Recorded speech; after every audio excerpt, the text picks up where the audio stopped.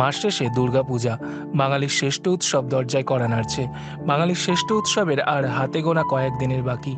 তবে দুর্গাপূজার আগে বাঙালি যার জন্য অপেক্ষা করে তা হলো মহালয়া। সেই অর্থে মহালয়াকে দুর্গাপুজোর প্রবেশদ্বার বা সূচনা পর্বও বলা যেতে পারে। এই দিনই শেষ হয় পিতৃপক্ষের, দেবীপক্ষের সূচনা হয় এরপর থেকেই।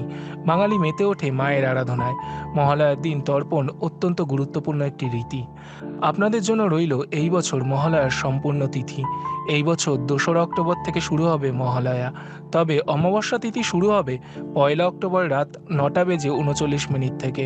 অমাবস্যা তিথি শেষ হবে 3রা অক্টোবরের সূচনা পর্ব রাত 12:19।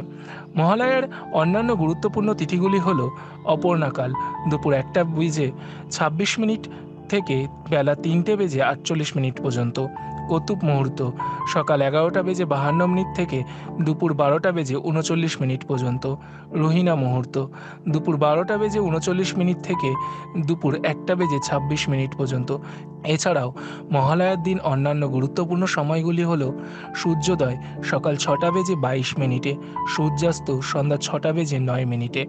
মহালয়া অমাবস্যা তিথিকে শুভ বলে মনে করা হয়। এই দিনও মা কালীর পুজো হয় রীতি মেনে।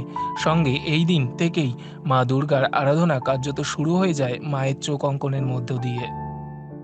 আরও খবরের আপডেট পেতে সাবস্ক্রাইব করুন আমাদের ইউটিউব চ্যানেলটি আর বেল আইকনে ক্লিক করুন নোটিফিকেশনস পেতে।